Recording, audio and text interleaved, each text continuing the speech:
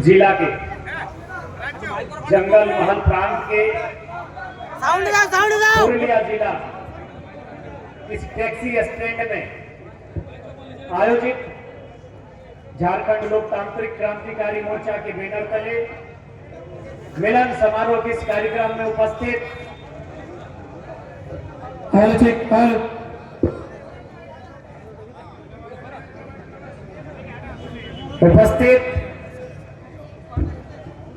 पुरुलिया जिला समेत जंगल महल प्रांत के सभी हमारे पार्टी के पदाधिकारियों, सदस्यों, साथियों, आज के इस कार्यक्रम में दूर दराज तथा सुदूर क्षेत्रों से चलकर आए हुए अभिभावकों, नौजवानों, माताओं, बहनों, आप सभी को जोहार, नमस्कार। साथ ही साथ चूंकि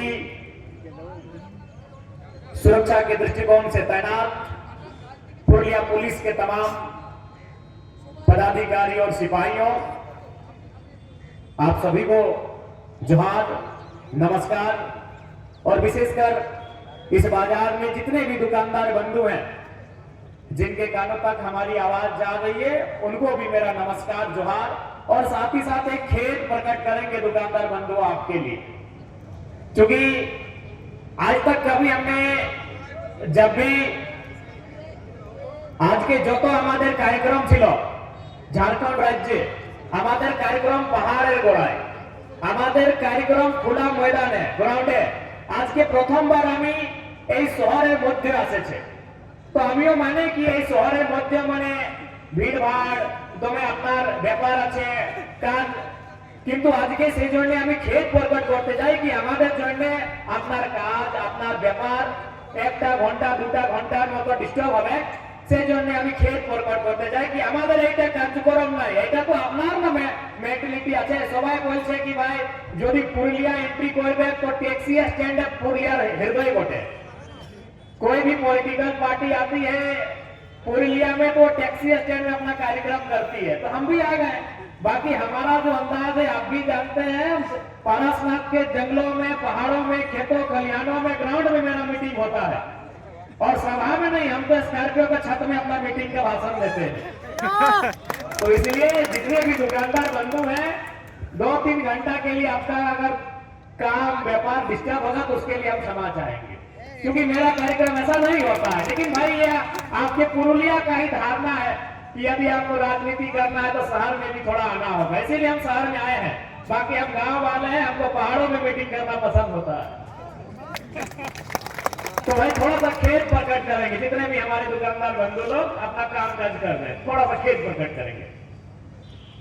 तो आज मैं मानता हूं कि पश्चिम बंगाल पुरुलिया जो है, चाहे पुरुलिया रहे, बांकुड़ा रहे, झारग्राम रहे या मेदिनीपुर रहे, ये जिले संवैधानिक रूप से, ये जिले कानूनी रूप से बेशक पश्चिम बंगाल का हिस्सा है, लेकिन अगर संस्कृति की बात करें, सामाजिक बात करें, भावनाओं की बात करें, तो आज भी ये जिले झारखंड का हिस्सा है। और एक झारखंडी बेटा होने के नाते जिस प्रकार से मैं आवाज छोटा नागपुर पठार में बसने वाले लोगों के लिए उठाता हूं, जो आवाज मैं कोयलांचल के लोगों के लिए उठाता हूं, जो लड़ाई मैं कोयलांचल छोटा नागपुर समेत झारखंड के हिस्सों के लिए लड़ता हूं, वही आवाज वही संघर्ष मेरा जंगल महल के लोगों के लिए भी रहेगा।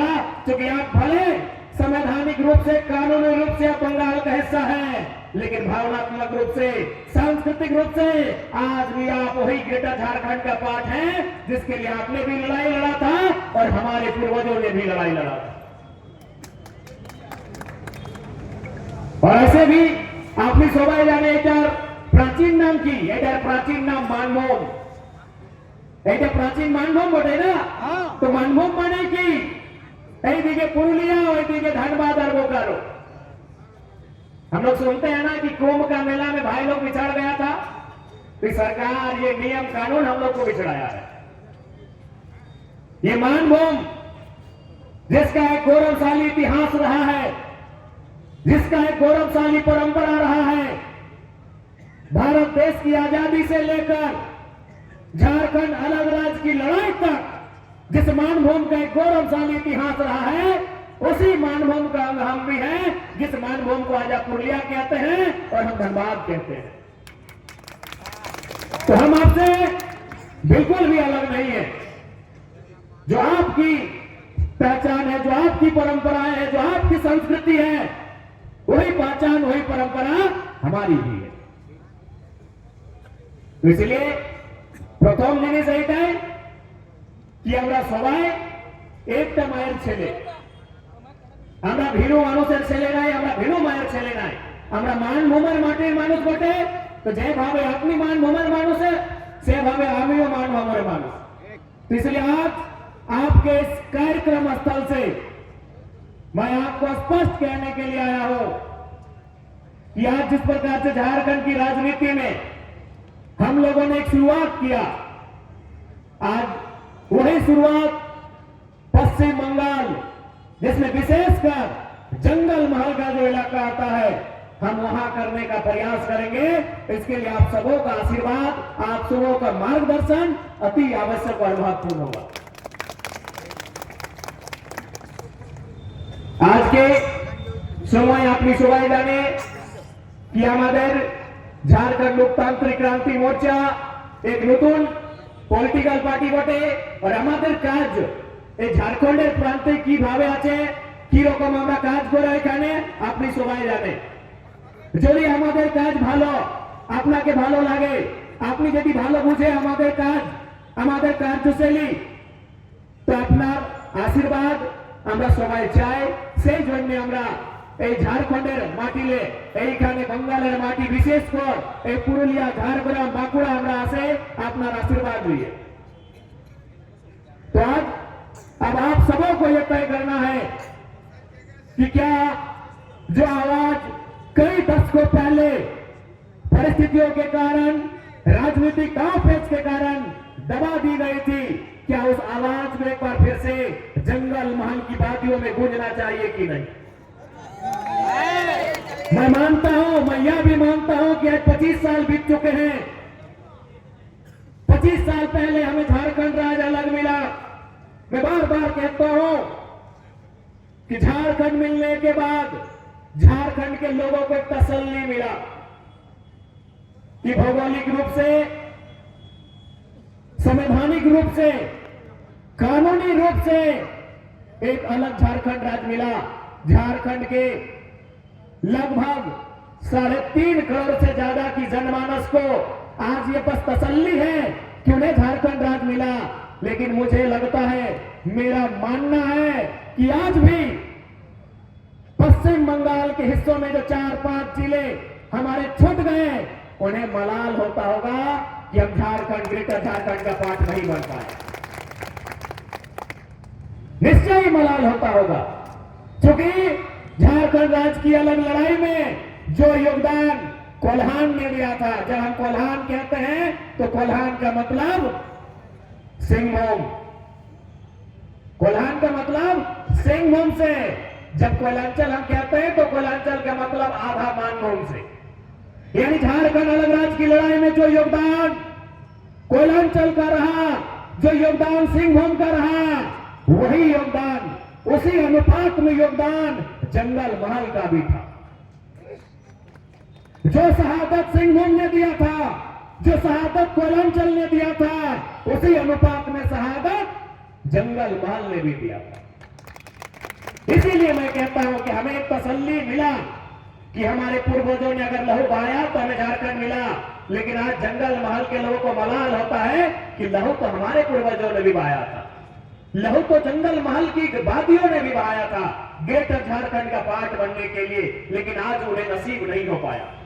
तो इसलिए आज वर्तमान की जो सरकार, जो तृणमूल कांग्रेस के नेतृत्व में, और फुटबॉल की मशहूर, भले खेलती नहीं है लेकिन बार बार बोलती है खेला हमें, ममता दीदी के नेतृत्व में जो सरकार चल रही है, उन्हें अब जंगल महल की बातियों से एक आवाज की गूंज होगी और उन्हें जागने की आवश्यकता होगी कि आज जंगल महल जो कभी झारखंड बनने का हिस्सा ख्वाब देखा करता था, आज वो जंगल महान आपसे आंख मिलाकर आपके दशकों के कार्यकाल पर सवाल खड़ा करेगा कि आपने जो कार्य कलकत्ता के लिए किया, आपने जो कार्य कालीघाट के लिए किया, आपने जो कार्य हावड़ा हुगली के लिए किया, क्या आपने वो कार्य पुरुलिया के लिए किया है?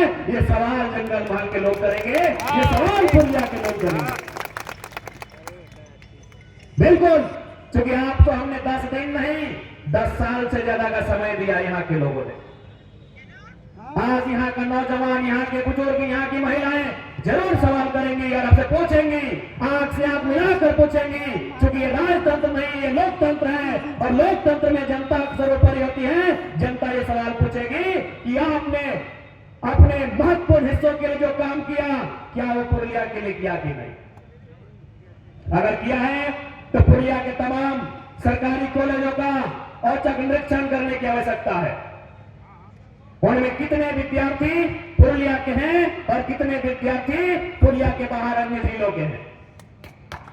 यदि आपने पुरुलिया के लिए, इन क्षेत्रों के लिए कार्य किया है तो आज फौरन औचक निरीक्षण करने की जरूरत है कि यहाँ के अभ्यर्थियों को, यहाँ के स्टूडेंट्स को आपने कितना नामांकन करवाया है और बाकी का कितना हुआ है। देखिए, एक बात स्पष्ट जानिए, चाहे कोई राज्य हो, चाहे कोई देश हो, सब समान नहीं होते हैं। पुरुलिया एक ग्रामीण परिवेश में अब जीवन यापन करने वाला क्षेत्र है। हम कलकत्ता और पुरुलिया की तुलना नहीं कर सकते हैं। कलकत्ता में 10 किलोमीटर के क्षेत्रफल में करोड़ों की आबादी बसती है। बसती है कि नहीं बसती है? पुरुलिया में हजारों वर्ग किलोमीटर में फैला हुआ क्षेत्रफल होगा, लेकिन वहां लाखों की आबादी है। तो हम पुरुलिया और कलकत्ता की तुलनात्मक अध्ययन नहीं कर सकते हैं। पुरुलिया ग्रामीण परिवेश को जीता है, पुरुलिया खेत खलिहान को जीता है, पुरुलिया धान को जीता है, पुरुलिया गांव की परंपरा को जीता है। तो इसलिए आज इस क्षेत्र में बसबसाव करने वाले वे लोग जो कालखंड से एक लंबी लड़ाई, वो लड़ाई महाजनी प्रथा के खिलाफ थी, वो लड़ाई शोषण के खिलाफ थी, वो लड़ाई पुलिसिया दमन के खिलाफ थी। जिस लड़ाई को यहाँ के लोगों ने लड़ा था, उस लड़ाई का परिणाम तो इन्हें नहीं मिला, लेकिन इन्होंने संतोष किया बंगाल का हिस्सा बनकर। तो आज दीदी को इसका जवाब देना होगा, बिल्कुल देना होगा, और नहीं तो इस बार जंगल महल की वादियों से एक आवाज आएगा और उस आवाज से पूरा बंगाल हिलेगा। इस बात को भी ध्यान रखने की आवश्यकता है। आज चाहे राज्य की सरकार हो या केंद्र की सरकार हो, केवल अपने पूंजीपति मित्रों का उन्होंने घर चलाने का काम किया है। आज दीदी बोले, मोदी के बोले कि अपनी पूंजीपति बनो, लोग पॉलिटिकल पार्टी वोटे, अपना सूंगी पूंजीपति वोटे, लेकिन अपनी सबाई जाने यही बंगाल धोती शारदा चीट फंड घोटाला हुआ है, उसका जांच भी करवाने की आवश्यकता होनी चाहिए।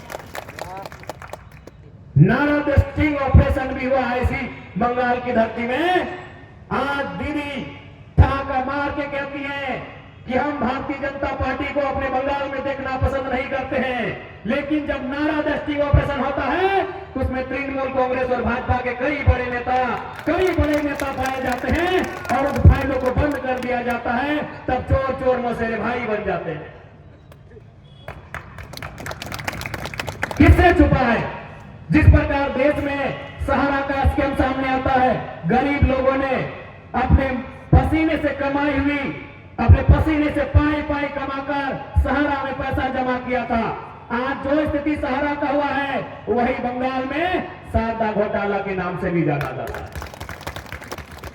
जिसमें कम लागत लगाकर ऊंची ब्याज और ऊंची प्रॉफिट की लाभ देकर जो गरीब जनता का, भोली भाली जनता का पैसा कलेक्ट किया गया। और आज उन कंपनियों का क्या हुआ? आज उन पे कार्रवाई का क्या हुआ? आज जिन लोगों ने निवेश किया था, वो निवेश करने वाले लोग आज आत्महत्या करने लगे हैं, उनकी पीड़ा का क्या हुआ? ये सवाल तो वाजिब है और ये सवाल पूछना बनता है। क्या भूल गए बंगाल वासियों? शारदा चिटफंड घोटाला भूल गए क्या? इसमें कसूर आपका नहीं है। आज देश की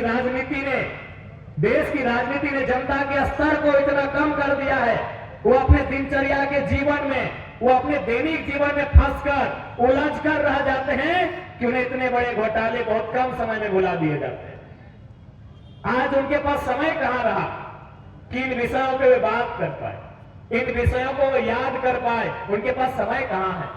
आज दैनिक जीवन में इतने मशगूल हो गए हैं जनता, अब करे भी तो क्या करें कि साधु संत सन्यासी है नहीं, घर परिवार चलाने वाले लोग हैं, परिवार है, बच्चे हैं, उनके लिए जीना पड़ता है, उनके लिए करना पड़ता है, इसलिए घोटालों को भी भूल जाते हैं।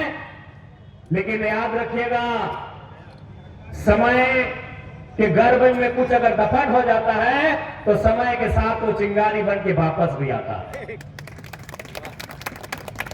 और इस बार चाहे भारतीय जनता पार्टी रहे या तृणमूल कांग्रेस रहे, मुझे लगता है बंगाल की जनता को और विशेषकर जंगल महल, पुरलिया, बांकुड़ा, झारग्राम, मेदिनीपुर, वहां की जनमानस को उनसे सवाल भी करना होगा और उनसे हिसाब भी मांगना होगा। क्योंकि अगर राज्य में जोड़ा फूल की सरकार है तो केंद्र में कमल फूल की सरकार है। की दादा जोड़ा फूल ना, जोड़ा फूल की जोड़ा पाप, घास फूल। राज्य में अगर घास फूल की सरकार है तो केंद्र में कमल फूल की सरकार है, और बंगाल की लोगों ने दोनों सरकार को बनाया है।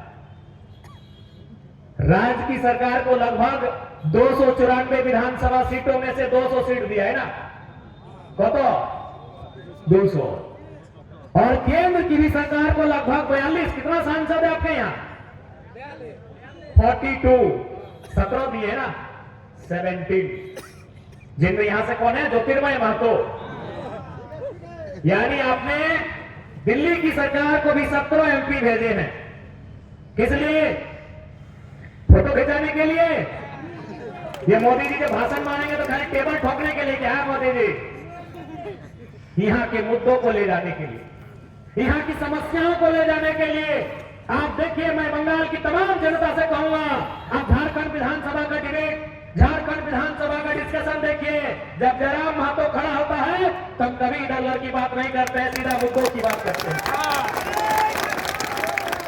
हमने 4 सेशन में भाग लिया है, आप चारों सेशन में किसी भी कार्यक्रम को मेरा जाके देखिए, झारखंड विधानसभा के टीवी से निकालकर, हमने न कभी इधर उधर की बात नहीं किया है, हमने सीधा झारखंड के मुद्दों की बात को किया है। तो आज केंद्र को भी हमने, बंगाल के लोगों ने 17 एमपी दिया है, तो कह दिया है भाई, कह दिया है। नहीं, हमारे धनबाद बोकारो वाले कोयला का कमीशन लेते हैं, इधर वाले बालू का कमीशन लेते हैं क्या? बंगाल में कोयला नहीं है, कोयला सब झारखंड वाले हम लोग ले गए, धनबाद बोकारो वाले कोयला ले गए। इसीलिए आप लोग को बोले थे कि अलग नहीं होना है, अपना आप लोग अलग हो गए तो हम क्या करें? तो क्या जिस प्रकार हमारे धनबाद के लीडर्स कोयला पे कमीशन लेते हैं, क्या बंगाल वाले केवल बालू में कमीशन लेने के लिए यहां से चयन होकर गए हैं? और नहीं गए हैं तो जनता के मुद्दे कहां हैं? केंद्र की सरकार को भी इसका जवाब देना होगा, और राज्य की भी सरकार को। चूंकि भारत एक लोकतांत्रिक देश है और लोकतांत्रिक व्यवस्था कब करवट लेगी ये कोई नहीं कह सकता है। एम्बुलेंस को थोड़ा बढ़िया से रास्ता दे दीजिएगा। लोकतांत्रिक व्यवस्था कब करवट लेगी ये कोई नहीं कह सकता है। इसलिए आज जो उलगुलान झारखंड की धरती से आया है, जो उलगुलान झारखंड की धरती से वहां के नौजवान लेकर आए हैं, उसका परस्पर सहयोग कहीं ना कहीं बंगाल की धरती से मिल रहा है। और निश्चय ही आने वाले दिनों में हमारे बंगाल के जंगल महल के, पुरलिया के लोगों के जो समस्याएं होंगी उन पर उसी आवाज के साथ, उसी बुलंदी के साथ, उसी मजबूती के साथ हम लोग लड़ते हुए दिखेंगे जिस मजबूती के साथ हम लोग झारखंड में लड़ते हैं। आज झारखंड में आंदोलन का दूसरा नाम जेल कैंप है। किसी को कुछ होता है तो उन्हें पहले जेल कैंप को याद करते हैं, वो भले सरकार की पार्टी के क्यों ना रहे, क्योंकि उन्हें भी मालूम है अगर संघर्ष के लिए कोई आगे कदम बढ़ाएगा तो जेल कैंप के लोग बढ़ाएंगे।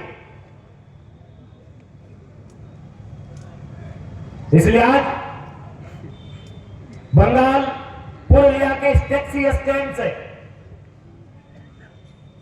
यहां के जनमानस को ये साफ शब्दों में कहना चाहेंगे, যত জন এখানে এসেছে আপনি সমাজ আমি এইটাই গল্প করতে যাই কি এবার এই বঙ্গালের সমীকরণ, এই বঙ্গালের যে পরিস্থিতি আছে, এই যে রাজনৈতিক স্থিতি পরিস্থিতি, এই স্থিতিকে চেঞ্জ করবার দরকার আছে। কেন চেঞ্জ করবার দরকার আছে? দ্য পলিটিক্যাল भारत एक पॉलिटिकल कंट्री है, यहाँ हर एक चीज राजनीति से रिलेटेड है, ये हर एक चीज राजनीति से प्रभावित है। और यदि हम राजनीति को नहीं समझेंगे, यदि हम राजनीति में अगर सुधार नहीं लाएंगे तो हमारे जीवन में सुधार नहीं आएगा। हम मानते हैं क्योंकि बंगाल एक कल्चरल आइडेंटिटी रखने वाला स्टेट है। हमारे जो लोग यहाँ पर हैं इनकी विभिन्न प्रकार की मान्यताएं हैं, विभिन्न प्रकार की आस्थाएं हैं, विभिन्न प्रकार की धार्मिक मान्यताएं, धार्मिक आस्थाएं हैं। लेकिन एक बात कहेंगे, आज के दौर में बदलाव यदि कहीं से होगा तो राजनीतिक गलियारों से होगा, धार्मिक मान्यताओं और आस्थाओं से संभव नहीं है। हम लोग हर एक धर्म, हर एक पंथ का आदर करते हैं, लेकिन जो सच्चाई है, क्योंकि विज्ञान के दौर में हम लोग कदम रखे हैं, वैज्ञानिक सोच के साथ चलने वाले युवा हैं, तो सच बात कहते हैं। आज अगर बदलाव होगा तो राजनीतिक गलियारों से होगा, कानूनों से होगा, कानूनों में संशोधन से होगा, विधेयकों से होगा। आस्थाओं से बदलाव अगर होता तो भारत से बड़ी आस्था दुनिया में कहीं नहीं है। भारत में जितने धार्मिक मान्यताएं हैं पूरे पृथ्वी में कहीं नहीं है। विभिन्न प्रकार की आस्थाएं हैं यहाँ पर, विभिन्न प्रकार के पंथ हैं यहाँ पर, सभी की अपनी अपनी मान्यताएं हैं। लेकिन आप भी जानते हैं अगर बदलाव आस्थाओं की गलियों से होता तो योगी आदित्यनाथ एक मठ के साधु थे, राजनीति में नहीं आते। ओवैसी साहब किसी मस्जिद का पादरी बनना या मौलवी बनना पसंद करते, राजनीति संसद में नहीं आते। धार्मिक मान्यताएं अच्छी हैं आपके अनुशासन के लिए, आपके जीवन दर्शन के लिए, आपके इतिहास के लिए, आपकी परंपराओं के लिए, आपकी मान्यताओं के लिए।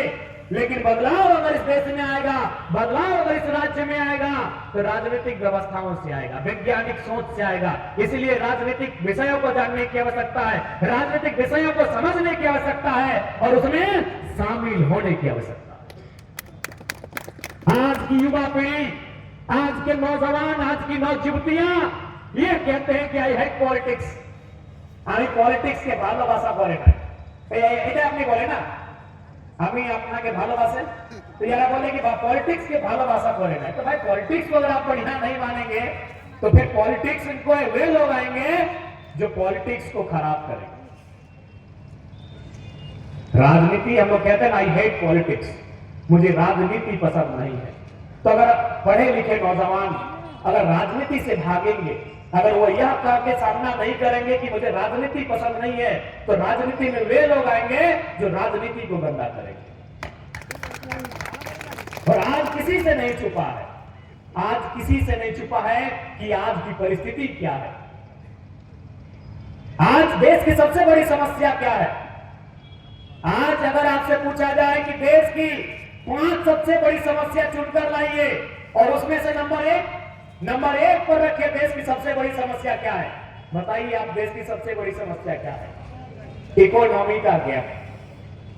आप जितने लोग बैठे हैं, चाहे दुकानदार भाई हो, चाहे स्टूडियो वाले भैया हो, चाहे हमारे जो भी दुकानदार वाले भैया, टाउन होटल वाले भैया हो, चाहे श्याम ट्रंक हाउस वाले भैया हो, चाहे जयश्री कलेक्शन वाले भैया हो, या जितने लोग आए हैं, जितने लोग सुन रहे हैं, जितने लोग इस देश में जी रहे हैं, साधुओं को छोड़कर, सन्यासियों को छोड़कर, महात्माओं को छोड़कर, सभी लोग इकोनॉमी के लिए जी रहे हैं। यह कड़वी सच्चाई है, इसको मानिए।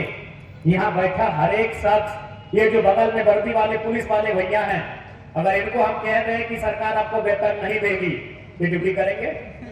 नहीं करेंगे। इन दुकानों में जो भाई लोग झाड़ू पोछा का काम कर रहे हैं, अगर मालिक कहते हैं कि आपको वेतन नहीं देंगे, वो काम करेंगे? नहीं करेंगे। यानी एक आम व्यक्ति, चाहे आम व्यक्ति रहे चाहे खास व्यक्ति रहे, वो जीता है इकोनॉमी के लिए, और देश की सबसे बड़ी प्रॉब्लम है इकोनॉमी का क्या पता। अब तो आंकड़े आपके सामने हैं कि हमारे देश के 1% अमीरों के पास इस देश की 50% ही पैसा है। सबसे बड़ी समस्या है आज इस देश की सबसे बड़ी समस्या है आर्थिक असमानता। यदि आर्थिक समानता होती तो आधी समस्या ऐसे समाप्त हो जाएगी। वो किनके कारण है? किनके कारण है? राजनेताओं के कारण। किनके कारण है? ब्यूरोक्रेट्स के कारण। यदि आज अडानी साहब अवैध रूप से अपना वर्चस्व स्थापित कर रहे हैं तो अपने दम पर नहीं, राजनीति पार्टनर मोदी जी और उनके नेतृत्व में काम करने वाली ब्यूरोक्रेट्स के कारण। आप दुनिया के उद्योगपतियों के बारे में जानिए, उन्होंने पैसा कैसे कमाया। मार्क जुकरबर्ग, क्योंकि सबसे ज्यादा आप उनको जानते हैं, दीदी भी जानती है उनको, क्योंकि मोबाइल में जो वीडियो इनका जाएगा वो फेसबुक में जाएगा। सबसे ज्यादा यहां जो लोग बैठे हैं वो किनको जानते हैं? Mark Zuckerberg. क्या काम है उनका? वो अमीर है। किस कारण है? उन्होंने एक सर्च किया है, उन्होंने एक प्रोजेक्ट तैयार किया है, उसका नाम है फेसबुक। लेकिन भारत में क्या करते हैं अडानी और अंबानी, चाहे कोई रहे, वो हमारे ही पैसा को बैंक से लेके लोन लेके आते हैं। ना उनकी क्रिएटिविटी होती है, ना उनका दिमाग खर्च होता है, वो हमारा ही पैसा जो बैंक में है उसे लोन लेते हैं और अपने पॉलिटिकल मित्रों से पॉलिसी बनाते हैं और उन्हीं से हमारा जमीन भी लेते हैं। तो जब तक यहां का नौजवान ये समझेगा नहीं, सोचेगा नहीं, कैसे देश बदलेगा? न भजन करने से देश बदलेगा, न इबादत करने से देश बदलेगा। जब नौजवान सोचेगा और नौजवान जब सवाल करेगा तब देश बदलेगा। बिल गेट्स अगर दुनिया में धनी है तो माइक्रोसॉफ्ट के कारण है, हम उनको बुरा नहीं कह सकते हैं। लेकिन अडानी को अरावली का पहाड़ चाहिए ना। तो ये अंतर है दुनिया के बिजनेसमैन में और भारत के बिजनेसमैन में, ये अंतर है। वे लोग रिसर्च करके आगे बढ़ते हैं, वे लोग अपने माइंडसेट से आगे बढ़ते हैं, वे लोग कोई प्रोजेक्ट बनाते हैं और ये लोग जनता का पैसा बैंक से लेते हैं और फिर जनता की जमीन भी लेते हैं। तो कैसे ये बदलेगा? ये तब बदलेगा जब जो लोग पॉलिटिक्स में हैं उन पे आप कंट्रोल करेंगे। बस कहने को है, बस कहने को है कि ये देश of the people, by the people, for the people, जनता को, जनता के लिए, जनता के द्वारा है। केवल 5 साल में एक बार वोट देने के टाइम, केवल 5 साल में एक बार वोट देने के टाइम ये देश जनता के हाथों में होता है। उसके बाद जनता सड़कों में होती है और नेता महलों में होते हैं। उस व्यवस्था को बदलना होगा और यह व्यवस्था एक दिन में नहीं बदलेगी, लेकिन बदलेगी। आज देखिए एक नया विधायक, एक नौजवान विधायक झारखंड में बना है और आज आपको मालूम होगा, कई बार आपके पुरिया के लोग हमसे मिलने गए, पूछिए कि हमको ठीक से मिल पाए? नहीं मिल पाए। क्यों नहीं मिल पाए मालूम है? क्योंकि मेरा जन्म हुआ है धनबाद जिला में और हम जहां से विधायक बने वो गिरिडीह जिला है और हमने एक प्रतिज्ञा लिया है, मैंने एक शपथ लिया है कि मैं अपने जिले से बाहर 1 इंच जमीन नहीं खरीदूंगा। देश ऐसे नहीं बनता, भाषणों से नहीं बनता है। देश एक विचार से बनता है और वो विचार आपके अंदर तभी आएगा जब सच में आपके अंदर निष्ठा है। अपने लोगों को तकलीफ में रोते हुए देखकर आपके अंदर अगर सच में तकलीफ है तब देश बदलेगा। ये लोग भाषण देते हैं हम गरीबों का अच्छा करेंगे और पता चलता है जो पॉलिसियां बनाते हैं वो अपने उद्योगपति मित्रों से पूछकर बनाते हैं। आज एक नया विधायक राजनीति में आया है, मेरा अपना घर इसलिए मेरे विधानसभा में नहीं है क्योंकि मेरा विधानसभा मेरा जिला में नहीं पड़ता। और हमने प्रतिज्ञा ली है, ईमानदारी से बोलिए, जिस दिन भारत के लगभग 4800 विधायक भारत के लगभग 790 सांसद अगर प्रतिज्ञा ले ले कि मेरा अपने जिला के बाहर 1 इंच जमीन नहीं होगा, सोचिए आधी समस्या का समाधान आधे महीनों में हो जाएगा। जिस दिन ये प्रतिज्ञा ले ले कि भाई मैं उस जिले में भी तो कोई लोग रहता होगा, अगर हम उसकी प्रॉपर्टी लेंगे तो वो गरीब होगा, ऑटोमेटिकली गरीब होगा। अगर हम किसी की प्रॉपर्टी खरीदने जा रहे हैं तो अमीर होगा कि गरीब होगा। तो ये तो हमारे यहाँ के लीडर्स की लीडरशिप है, जिनमें दूरगामी सोच का घोर अभाव है, जिन लीडर में दूरगामी सोच का घोर अभाव है। इसलिए आज इस राज्य को, इस देश को अगर बदलना है तो युवाओं को राजनीति में आना होगा। एक नौजवान विधायक बन के झारखंड की विधानसभा में आया है, बाकी लोगों की हालत खराब रहती है। ये नया नया तरीके से बात को रखता है, ये नए नए तरीके की बात करता है, ये नए नए आइडियाज की बात करता है, इससे सबको खतरा है। इसीलिए कभी हमारे बारे में ये कहानी सुनाएंगे, हमारे बारे में ये कहानी सुनाएंगे। इनको बर्दाश्त नहीं हो रहा कि एक नया लड़का कैसे इतनी जल्दी राजनीति में आया। 20 साल चप्पल घिसता है तब कोई राजनीति में आता है। और ये हमको भी लगता है ये चमत्कार ही हुआ है कि महज 2 सालों में हम सिंगल अपने दम पर और जनता के विश्वास से झारखंड की राजनीति में आए हैं। अब बंगाल की बारी है। इसलिए युवाओं को इसलिए राजनीति में आना होगा। आप राजनीति से भाग नहीं सकते हैं। आप जितना राजनीति से भागोगे ये व्यवस्था उतनी हमसे दूर भागेगी। तो সেই জন্য আজকে যত জন এইখানে আপনি আসেছে আপনার কাছে আমি অনুরোধ করতে যাই যে এবার নতুন পলিটিক্সের দরকার আছে, এবার পলিটিক্যাল চেঞ্জ করবার দরকার আছে, এবার এক নতুন মাইন্ডসেটের দরকার আছে। আপনি রেডি আছেন সবাই? আপনি এই যে যত জন ট্যাক্সি স্ট্যান্ডে আসেছে সবাই রেডি আছে? আমি এইটা আশা, এইটা অনুরোধ নিয়ে এইখানে আমরা সবাই আসেছে। और हम लोग उम्मीद करते हैं कि इस बार पूरा बंगाल का तो अभी नहीं कर सकते, लेकिन जंगल महल की वादियों से जरूर बदलाव आएगा, ये हम लोग पूर्ण आशा करते हैं।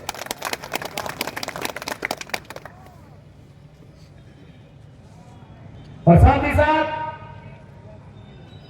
क्योंकि हम जब भी बात करते हैं उसमें हमारा जो पुराना इतिहास रहा है, जो हमारे प्राचीन हिस्ट्री, हमारे जो संघर्ष, हमारे जो पूर्व ছিল, আমাদের যে সংঘর্ষ ছিল, ওই সংঘর্ষ যে মতন আমি ঝাড়খণ্ডে আমাদের মানুষ নারা দেয় জল জমন জমিন, জল জঙ্গল জমিন, এইটা আমাদের ঝাড়খণ্ডের স্লোগান।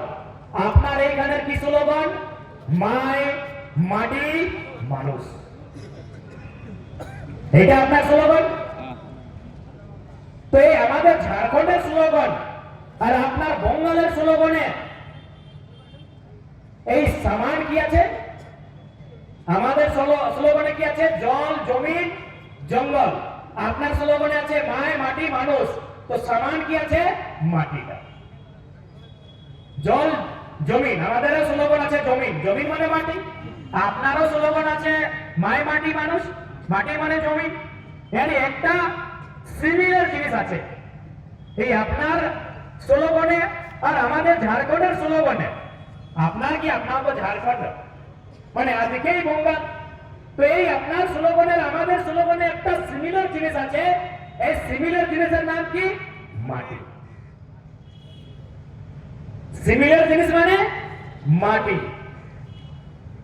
तो आज इस मंच के माध्यम से पुरुलिया के हृदय स्थल टैक्सी स्टैंड के माध्यम से इस कार्यक्रम के माध्यम से बंगाल की सरकार को कहेंगे कि जिस प्रकार छोटा नागपुर के पठार में, जिस प्रकार झारखंड के इलाकों में सीएनटी कानून संचालित है, सीएनटी कानून का अनुपालन है, उसी तर्ज पर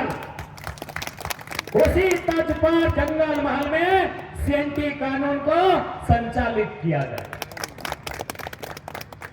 आप सभी जानते हैं जमीन और मिट्टी है तो सब है, नौकरी सब नहीं करेंगे। व्यवसाय भी सब लोग नहीं करेंगे, कुछ लोग व्यवसाय करना भी बहुत कठिन काम है, बहुत बड़ा धीरज और संयम आपको रखना पड़ता है। खेती बाड़ी लेकिन सब कर सकते हैं। जमीन अगर आपका रहेगा, आप अगर नहीं कुछ हुआ तो कम से कम हम ये बात कहते हैं कि हमारे बापेर बाड़ी अच्छे, बापेर चास अच्छे, हम अपने आप को तसल्ली देते हैं। नहीं कर पाए, हम तैयारी करने कलकत्ता गए, हम तैयारी करने दिल्ली गए, हम तैयारी करने पटना गए, हम तैयारी करने रांची धनबाद गए, लेकिन चूंकि कंपटीशन का जमाना है और सच्चाई भी है कि जितने भाई जितने बहन तैयारी करने के लिए घर से निकले हैं, जिस एग्जाम की तैयारी करने निकले हैं, उसमें अगर 1000 सीट है तो लाख अभ्यर्थी होते हैं, सबका सिलेक्शन नहीं होता है। लेकिन जब वो घर वापस आते हैं, जब वो नाउम्मीद होकर घर आते हैं, तो उनकी माँ या पिता बोलते हैं कि कोई बात नहीं, जांचता भावना करिए নাই, किले भावना करे है रे, कोशिश करल है, कोई भालो कोशिश करल है, आपन दिगेले कोनो कमी नहीं राखल है, कोनो बात नहीं है, चाषता है, खेतता है, यह बोहियार खेत नहीं, एक चाषे 6 महीना बोसी के खावे, देखो तसल्ली मिलता है, देखो तसल्ली मिलता है कि अपनी ये दिखे की बोले बोहियार खेत के बोहल बोले ना, तो एक बोहिया कनारी के की बोले कनारी बोले ना, और बाइद के बादे बोले, और हीर के हीरे बोले ना, घुटू बोले ना, के घुटू। तो अंतिम समय हम ये उनको तसल्ली जरूर देते हैं कि आपने मेहनत किया, बहुत अच्छा मेहनत किया, ठीक है नहीं हो पाया, जीवन यापन जीविका उपार्जन ये जो हमारी जमीन का टुकड़ा है इससे हो जाए। तो इसलिए जमीन का बचना और जमीन को बचाना ये बहुत जरूरी है।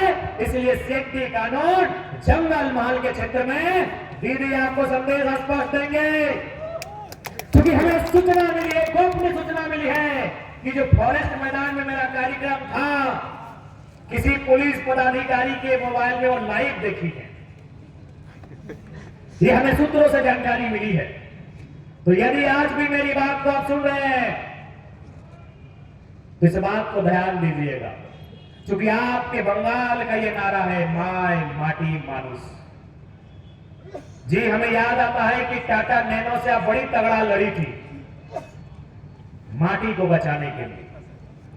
आज बंगाल में विशेषकर पुरुलिया में अन्य प्रदेशों के बड़े बड़े उद्यमी नजर गड़ाने लगे थे। अयोध्या के पहाड़ में अन्य प्रदेशों के बड़े बड़े पैसे वाले लोग अपनी नजर गड़ा कर बैठे हैं। जरा सा मौका मिलेगा वो पुरुलिया के साथ साथ अयोध्या पहाड़ को भी चट कर जाएंगे। इसलिए माय माटी मानुष जो माटी आपका स्लोगन है उसे बचाने के लिए, जो पूर्व में जब झारखंड बंगाल का हिस्सा था, जब बिहार बंगाल का हिस्सा था, और उस समय जो व्यवस्थाएं थी, जो परंपराएं थी, और फिलहाल जो भी झारखंड में व्यवस्था और परंपरा है सीएमटी कानून, वो आपके इस पठारी क्षेत्र छोटा नागपुर पठार से जो सटा हुआ इलाका है जिसे हम जंगल महल का प्रांत कहते हैं, वहां उसे इंप्लीमेंट और उसे सुचारू रूप से संचालन करने की आवश्यकता है, यह आपको कहना चाहिए।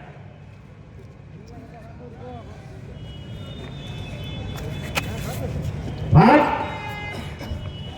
जिस उम्मीद के साथ यहां के लोगों ने बारी बारी से दिल्ली में कभी कमल फूल तो कलकत्ता में कभी जोड़ा फूल को चुनने का काम किया है, आज उन फूल वालों की जवाबदेही बनती है कि यहां के लोगों के आंखों में धूल ना झोंका जाए।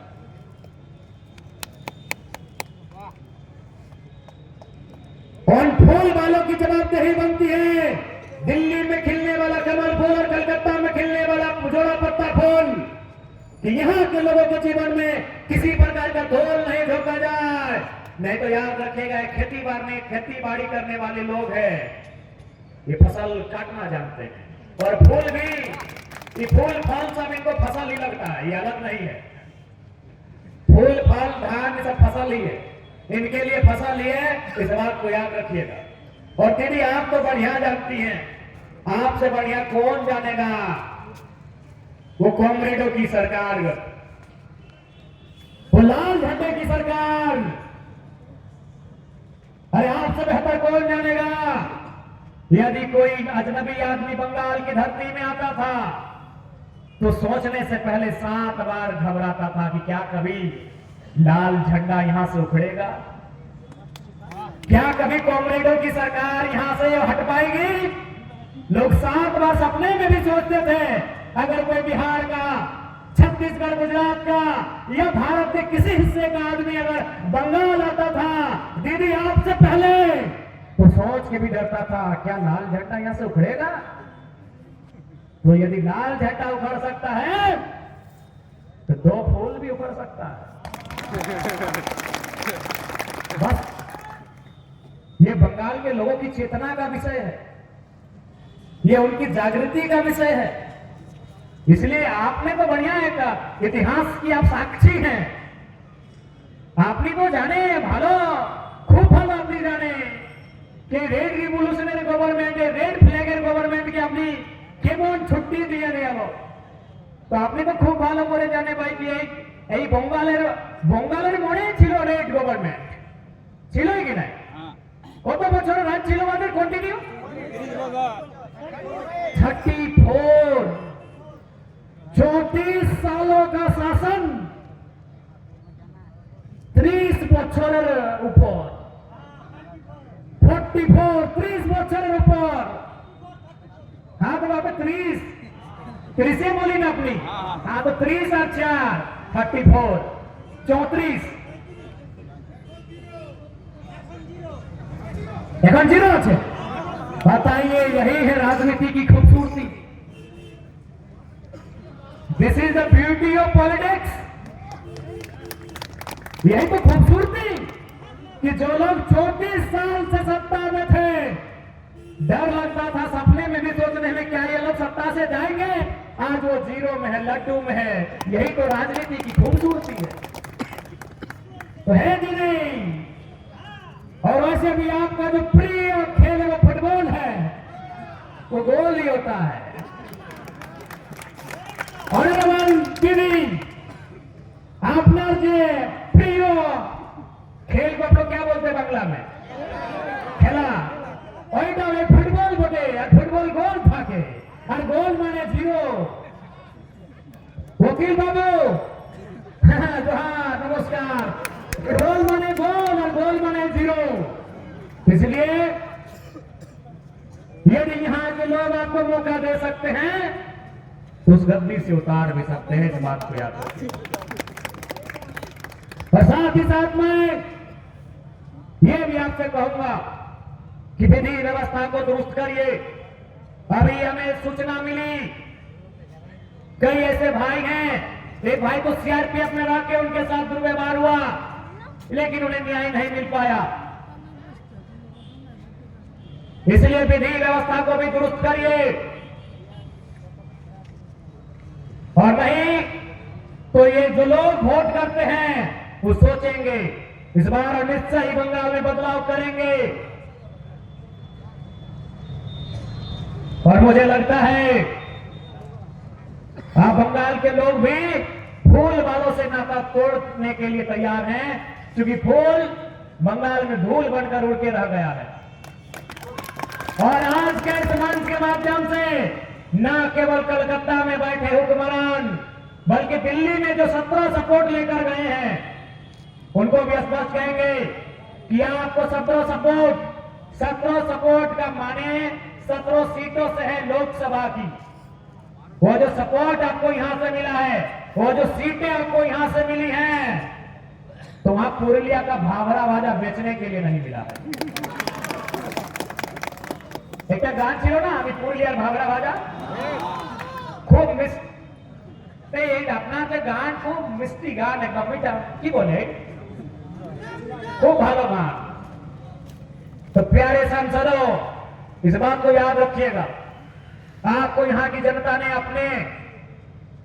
अपने दुखों का, अपनी परेशानियों का समाधान करने के लिए भेजा है।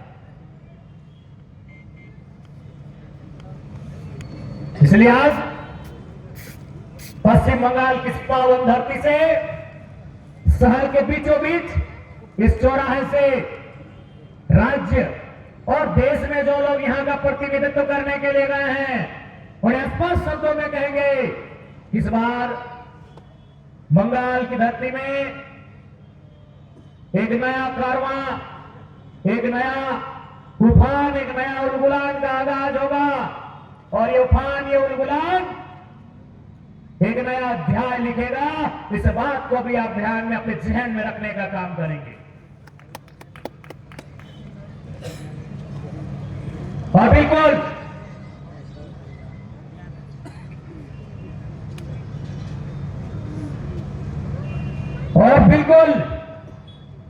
अभी मैं कुछ देर पहले कह रहा था, और उसकी शिकायतें बार बार यहां के नौजवान करते आ रहे हैं कि आसपास के क्षेत्रों में जितने भी महाविद्यालय, विश्वविद्यालय इत्यादि हैं, उनमें यहां के स्थानीय युवाओं की भागीदारी लगातार घट रही है।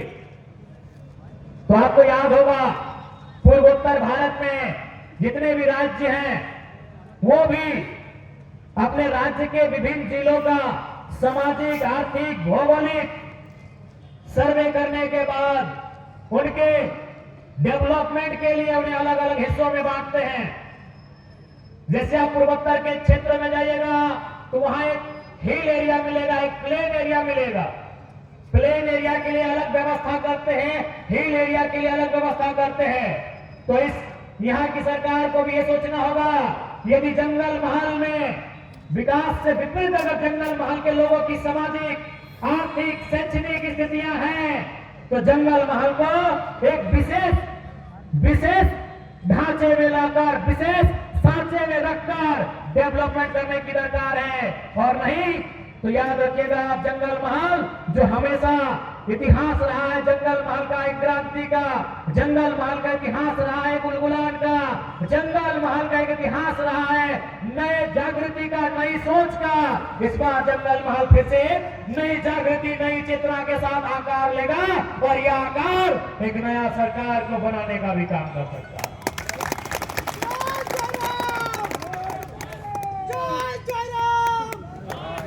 इसलिए यह स्पष्ट एक तरह से कह सकते हैं, साफ साफ और एक तरह से कह सकते हैं, एक चैलेंजिंग शब्दों के साथ इस चुनौती को स्वीकार करिए। क्योंकि अब यहाँ के नौजवान, यहाँ की नौजुवतियां, यहाँ के किसान, यहाँ के कामगार आपको जो समय दिया है, उन समयों का, आपको जो प्रतिनिधित्व करने का अवसर दिया है, उस अवसर का इस बार वो हिसाब मांगने जा रहे हैं। आप बही खाता लेकर तैयार रहिएगा। আমরা সবাই এই আমাদের মানুষ যারা সবাই রেডি আছে, আপনার বই খাতা নিয়ে বসবি, আপনার কাছে কি হিসাব আছে এইটা এইখানে যতজন আছে সবাই দেখতে যায় কি আপনার কাছে হিসাব কি আছে। हिसाब के लिए तैयार हैं? आपकी सबाई रेडी আছে ना? और एक बात कहेंगे जो सबसे महत्वपूर्ण बात है, जो मैं पहले भी कह रहा था,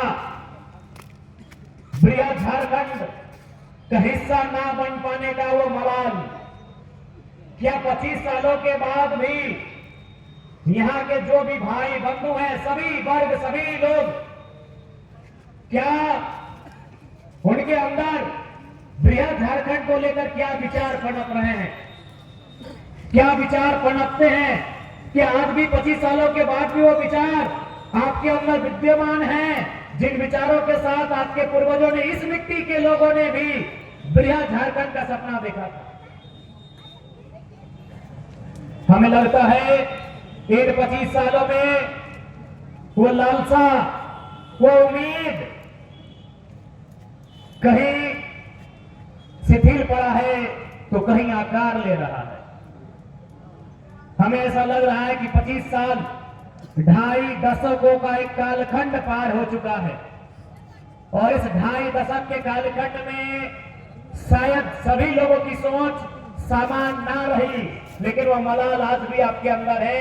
ये आपके आंखों से आपने जो झुर्रियां हैं, जो चिंता है, जो मलाल है, जो अफसोस दिख रहा है, झलक रहा है, उससे प्रतीत होता है।